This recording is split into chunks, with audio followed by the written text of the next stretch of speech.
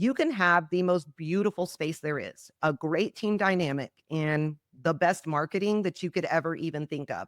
But if the service doesn't meet the guest expectations, they're not coming back, period.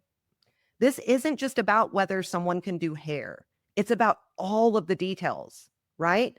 Are clients leaving glowing reviews that speak to the experience and the results? Because if your technical skill is there, that's going to happen. Are you starting to see more redo requests that are creeping in? If you see that, you have a technical skill issue. Is your team confident in all of the latest trends, or are they stuck doing the same things that they've been doing for the last 5 years? We all have some of those employees that are like, I learned this 2 decades ago. This is the way that I'm doing it. And that can't happen in this day and age.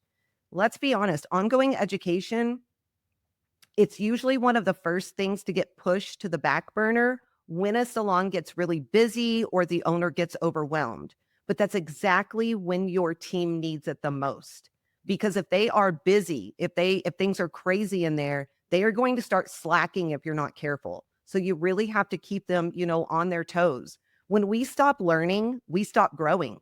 And when your team stops growing, your client retention is going to drop. It's not about calling your teammates out. It's about checking in. It's about setting standards. It's about making sure your team, they have what they need to deliver the kind of service that's actually going to keep people coming back month after month, quarter after quarter, whatever it is. Chandra, how can an owner bring up skills gaps with their team in a way that is going to build trust instead of tearing them down? Because leadership is so important when this becomes a topic of conversation. Yeah, I mean, I think it's really building a culture of continuous learning and education in your salon, like where your team all knows, like, we're all going to be continually learning. It doesn't matter what level we're at, and it doesn't matter if we're new. And then I think really having those conversations with your team. I just had this with one of my team members the other day because we're really working on getting her service timing down, and she's struggling a lot with that. And so, what she's doing isn't wrong, right? Like she's getting from A to B and the hair's looking great.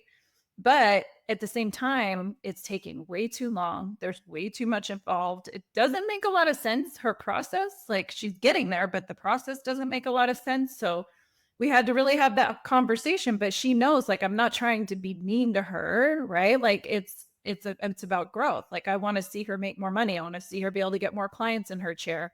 I want to see her retain more clients because her timing is shorter. Clients can't spend 6 hours in the chair all the time. So people are losing clients for those reasons.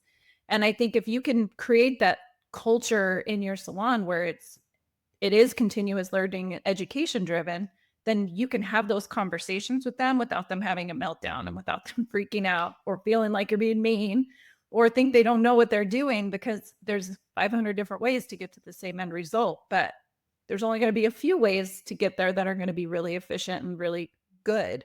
And so I think training them on those things and keeping that open communication to where they feel like that this is part of what we do here instead of it being anything negative. Absolutely. I also think when we talk about skill set, we need to look at it from an owner's perspective in two different areas, right? Skill set as in their technical skill in everything that they do. But I think communication is a skill set on its own. You just said that opening conversation with your employees, but I think their skill set when it comes to communication is really important as well, right? Are they talking about things the way that they are supposed to and the way that they need to in order to grow their client base, in order to make as much money as possible, in order to sell that retailer, that upseller, that add-on? That is huge. And I think that gets missed when we talk about skill set a lot. Yeah, for sure.